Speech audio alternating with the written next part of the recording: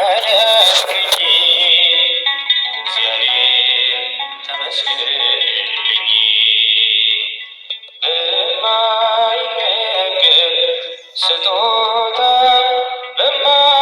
በማይከፈል ውለታ ለዘላለም አዳንከኝ እግዚአብሔር ተመስገንልኝ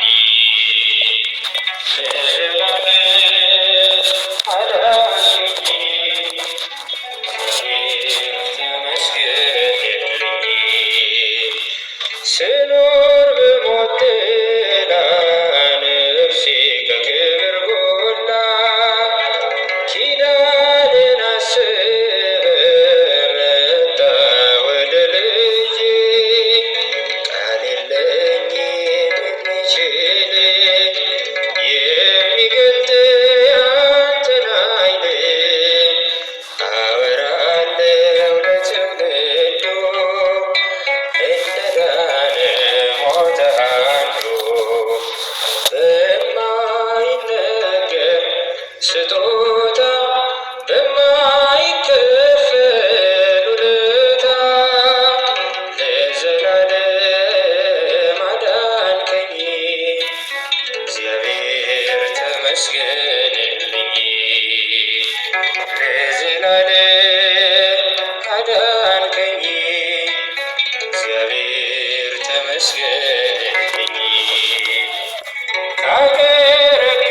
ካገረገርኩበት ከኃጢአት ሸለፈ ገዛኸኝ በዋጋ አስፈሪው ሌት ነጋ አሁን ባንተ ነፃ ነኝ ፍጹም ሸክሜ ቀሎልኝ ማዳንህን አውጃለሁ ቀና አርገኝ ቀን ስላየው በማይነገር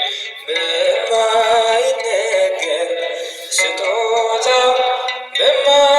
በማይከፈል ውለታ ለዘላለም አዳንከኝ እግዚአብሔር ተመስገንልኝ ለዘላለም አዳንከኝ እግዚአብሔር ተመስገንልኝ ቀረ መባዘኔ ስላለ መድኔ አፈረ ጠላቴ ባንተ መድኃኒቴ ምን እላለሁ ምን አለኝ ፍቅር ከቃል ገዝፎብኝ በሁኔታ ማትለካ አንተ ብቻ ምታስመካ በማይነገር ስጦታ በማይከፈል ውለታ ለዘላለም አዳንከኝ እግዚአብሔር ተመስገንልኝ ለዘላለም አዳንከኝ እግዚአብሔር ተመስገንልኝ አምላክና ላመስግንሽ ቀን ከሌሊት ለልጅሽም ክብር ውዳሴ ታቀርባለች ዘወትር ነፍሴ ታቀርባለች ዘወትር ነፍሴ ልቤ ተነሳሳ ተገኘ ለክብርሽ በፍጹም ትሕትና ሊያመሰግንሽ ጽዮን መጠጊያ ነሽ የአብርሃም ድንኳን የታጠረች ተክል እመብዙኃን እመቤቴ የአምላክ እናት ላመስግንሽ ቀን ከሌሊት ለልጅሽ ክብር ውዳሴ ታቀርባለች ዘወትር ነፍሴ ታቀርባለች ዘወትር ነፍሴ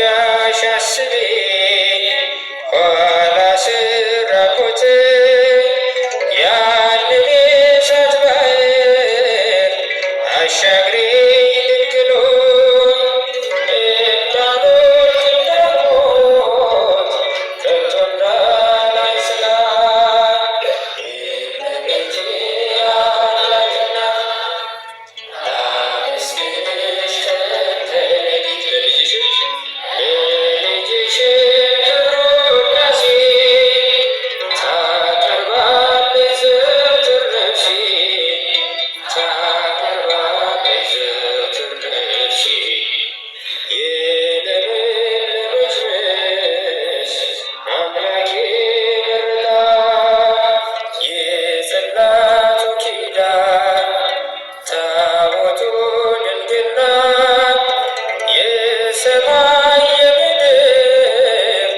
ንግሥት ናትና ክብር ይገባታል ዘወትር ጠዋት ማታ እመቤቴ አምላክና ላመስግንሽ ቀን ከሌሊት ለልጅሽ ክብር ውዳሴ ታቀርባለች ዘወትር ነፍሴ ታቀርባለች ዘወትር ነፍሴ እመቤቴ አምላክና ላመስግንሽ ቀን ከሌሊት ለልጅሽ ክብር ውዳሴ ታቀርባለች ዘወትር ነፍሴ ታቀርባለች ዘወትር ነፍሴ። ይህ ነው ብሎ የተቀበለ ሰው በጭራሽ ዘላለማዊ ቅጣት አያገኘው። እንዲህ ያለውን ሰው ሲኦል ልትቀበለው አትችልም። የሲኦል እሳትም አያቃጥለውም። በዘላለማዊ ብርሃን እግዚአብሔርን ራሱን እያመሰገነ ይኖራል እንጂ። አንድ በቤተ ክርስቲያናችን አባ ሄርማ የሚባል አባት አለ። ማን ይባላል? ንገሩኝ እንጂ። አባ ሄርማ ይባላል። እና ይህ አባት ምን ይላል? ስጋው ደግሞ የተቀበሉ ክርስቶስን የተዋሃዱ እርሱን ስጦታ አድርገው የተቀበሉ ሰዎች ይላል በመጨረሻው ጊዜ ነፍሳቸው ከስጋቸው ስትለይ መላእክት የብርሃን መላእክት ወደ እርሱ ይመጣሉ ይላል። ወደዚያች ነፍስ ማለት ነው። እና እንዲያውም አንዳንድ ሰዎች መጨረሻዬን አሳምርልኝ ብለው በመጨረሻ ሰዓታቸው ቀሪ ዘመናቸው ምንም በጎ ሳይሰሩ ግን እግዚአብሔር ረድቷቸው ንስሐ ገብተው ቆርበው ስጋና ደሙን ተቀብለው ክርስቶስን ተዋህደው የሚያልፉ ሰዎች አሉ። እና እንዲህ አይነት ሰው ሲሞት ሁለቱም መላእክት ነው የሚመጡት ይላል ይሄ አባ ሄርማ። ሁለቱ መላእክት ማለት የብርሃንና የጨለማ መላእክት ነው የሚመጡት ይላል። የማንና የማን? ለማን? ለየትኛው ሰው? ዝም ብሎ የኖረ ክፉ አልሰራም፣ ግን ደግም አልሰራም። ዝም ብሎ ኖረ፣ እድል ገጥሞት ግን ቆርቦ ሞተ። ይህን ጊዜ የጨለማ መላእክት ምንም በጎ አልሰራም ቢቆርብም ቅሉ ብለው ያችን ምክንያት ፈልገው ወደ ዘላለማዊ መከራ ሊወስዱት ይመጣሉ። የብርሃን መላእክት ደግሞ ምንም ደግ ሳይሰራ ቢኖር በፍጻሜው ማንን ተዋህዷል? ክርስቶስን ተዋህዷል። ወደ ዘላለማዊ የብርሃን ሀገር መሄድ አለበት ብለው ሁለቱም ይመጣሉ ይላል። ይህኔ የብርሃን መላእክት የእኛ ናት ይች ነፍስ፣ እነዚያኞቹ ደግሞ የእኛ ናት ይላል። ለሁሉም እውነተኛው ዳኛ ማን ነው? እግዚአብሔር ስለሆነ ወደ እግዚአብሔር ይወስዷታል ይላል። ከዛ ጌታ እናንተም የኔ ናት እናንተም የኔ ናት ትላላችሁ። እስኪ ምናልባት ሲኦል ይችን ነፍስ ትቀበላት ይሆን? እስኪ ወስዳችሁ ሞክሯት። ስትወስዱ ሲኦል ከተቀበለችው እውነትም የጨለማ መላእክት ፈንታ ናት ይች ነፍስ። ሲኦል አልቀበልም ካለች ግን መልሳችሁ ወደ ብርሃን ዓለም አምጧት ብሎ እግዚአብሔር ፈረደ። አሁን ምን ይመስላችኋል? ይችን ነፍስ ወደ ሲኦል ይዘዋት ሲሄዱ ሲኦል በደስታ የምትቀበላት ይመስላችኋል? ወይንስ አልቀበልም የምትል ይመስላችኋል? አይሰማችሁም? ምን የምትል ይመስላችኋል? አልቀበልም። ለምን? ውስጧ ማን ስላለ? አማናዊ እውነተኛው ስጦታ መድኃኔዓለም በውስጧ ስላለ እና ያችን ነፍስ ይዘዋት ሲሄዱ ገና በርቀት ይላል ሲኦል ጮኸች ይላል። ይችን ነፍሱን ሰዱልኝ አልፈልጋትም፣ የሚያቃጥለኝን እሳት በውስጧ ይዛለችና አልፈልጋትም አለች ይላል። እዚያ መላእክት ወስደው ወደ እውነተኛው የብርሃን ሀገር አስገቧት። እኛም በውስጣችን እውነተኛው ጌታ ኑሮ እሱም በልባችን አሳድረን ለዘላለማዊ ብርሃን እንድንበቃ መድኃኔዓለም በቸርነቱ ይርዳል። ይህንን በምሳሌ የአባ ሄርማ ሲያስረዳ ምን አለመሰላችሁ? በሁለት መሰሎ ክርስቶስን የተቀበሉ አንዳንዶች ሞኞች ሳይገባቸው ክርስቶስን ጌታን ተቀበሉ ይሉናል እንጂ እኛ ቆየን ከተቀበልነው። አንደኛው በጥምቀት ከጎኑ በፈሰሰ ውሃ ተጠምቀን ልጆቹ ሆነናል።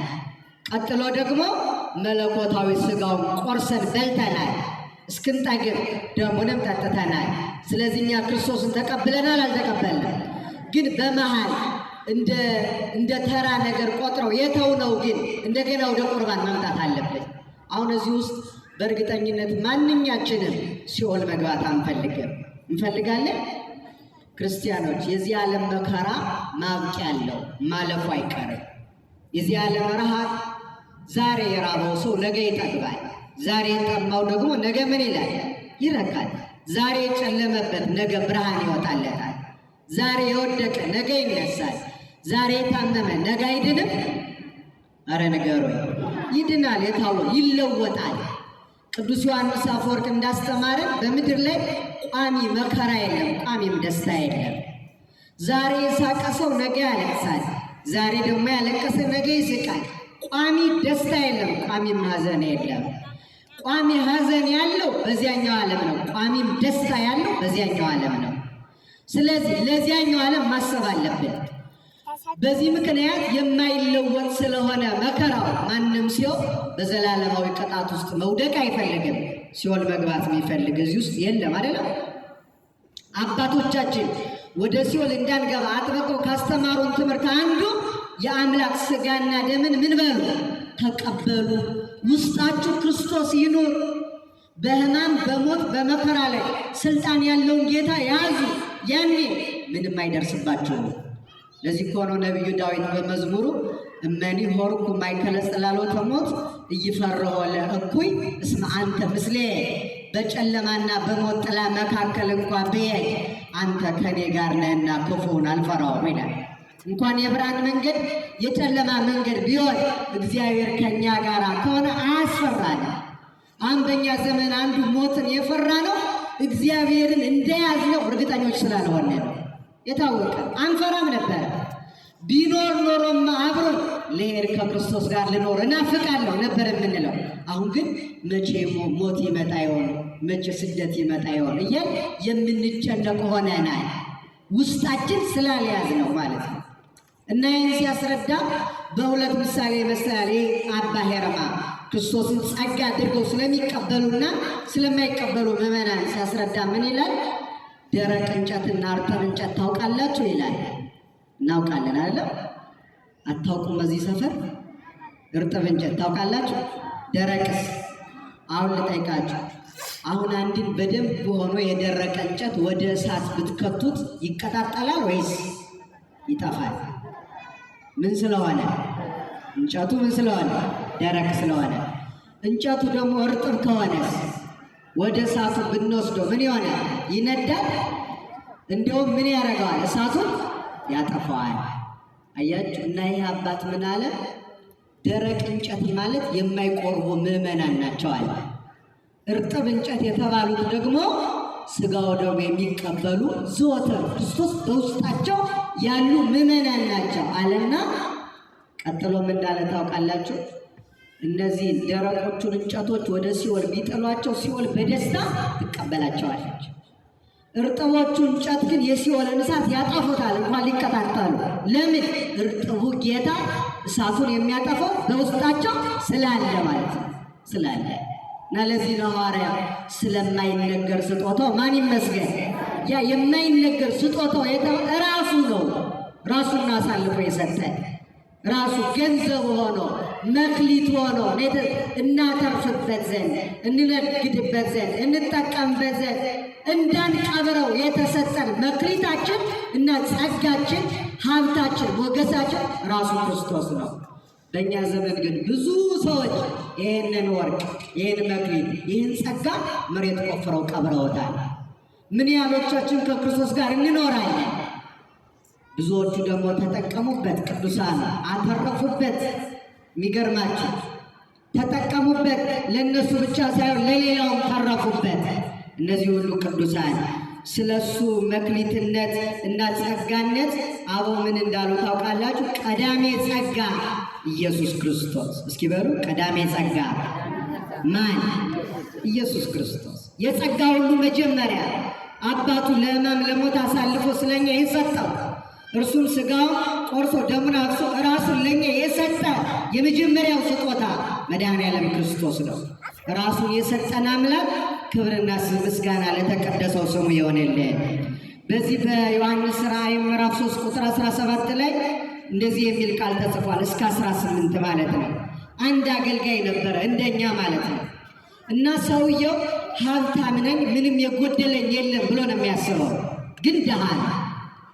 ምን ነኝ ብሎ ነው የሚያስበው? ባለጸጋ፣ ከማንም የማልፈልግ ነኝ ብሎ ነው የሚያስበው። በጥቅሉ ይሄ ሰው ደግሞ ባለጸጋ ነኝ የሚለው በመንፈሳዊ ጸጋና በረከት ነው።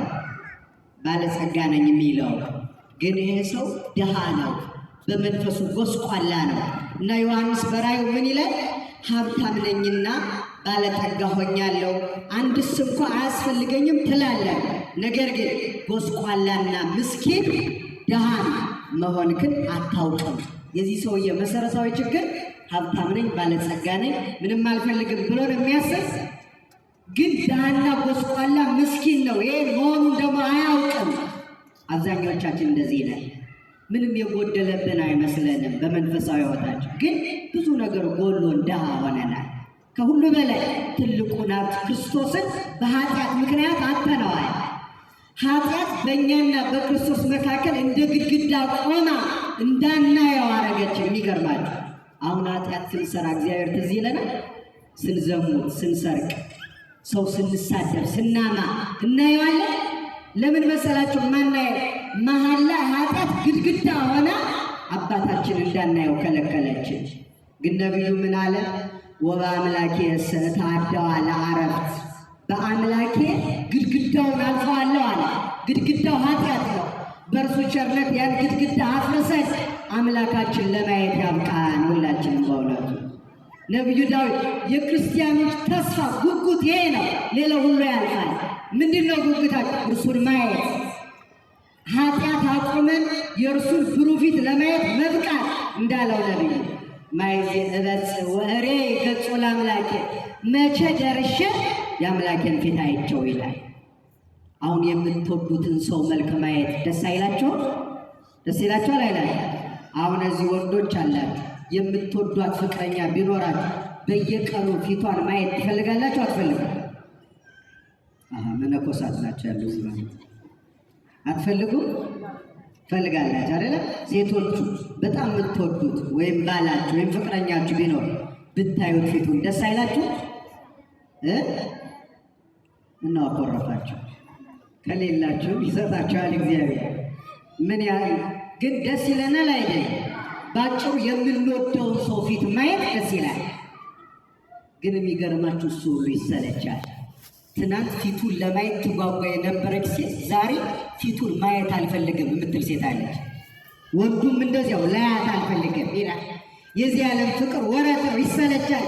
የማይሰለቸው ብሩህ ፊት ግን የመድኃኔዓለም ፊት ነው። እርሱን ለማየት መብቃት የክርስቲያኖች ሁሉ ምኞት ነው እና ስጦታችን ነው። ያጣነው ድሃ የሆነው በቁስ እንዳይመስላችሁ እሱን በማጣት ነው። እርሱን ያሳጣችን ደግሞ ኃጢአት ትባላለች። እርሷን አርቀን እርሱን ገንዘብ አድርገን ለመኖር እንድንበቃ ቸርነቱ ትርዳል። እና ይሄ ሰው ድሃ ነው አያውቅም፣ ግን ሀብታም ነኝ ብሎ ነው የሚያስብ። እና ምን ብሎ ይመክረዋል? ስለዚህ ላይ ባለጸጋ እንድትሆን ሀብታም እንድትሆን በእሳት የተነጠረውን ወርቅ ከኔ ትገዛ ዘንድ እመክርሃለሁ ይላል እግዚአብሔር ይላል። በምን የተነጠረው? በእሳት የተነጠረው ወርቅ የተባለው ክርስቶስ እኮ ነው። ከጎስቋላነት የሚያወጣ ከድህነት የሚያወጣ ገንዘብ እሱ ነው። እርሱን ራሱን ነው ስጦታ አድርጎ መድኃኔዓለም በቸርነቱ የሰጠ። ይህንን አባ ጊዮርጊስ ዘጋስጫ ሰዓታት በተባለ መጽሐፉ ሲገልጠው ጸጋነቱን፣ ገንዘብነቱን፣ ወርቅነቱን፣ መክሊትነቱን፣ ሞገስነቱን፣ ሀብትነቱን ለእኛ ሲገልጥ ምን አለ መሰላል? ወርቅ ዘተመካበ ወመድፍን ዘተረክበ ምናን ዘዝሃ ወመክሊት ዘረብሃ ውእቱ ኢየሱስ ክርስቶስ። የማያልቅ የማይጠፋ የማይከሰስ የማይወድቅ ወርቅ መክሊት ይሏችኋል አለ። ክርስቶስ ነው አለ። እርሱን የያዘ ሁሉ ድሃ አይባልም። ምንድን ነው? ባለጸጋ ነው።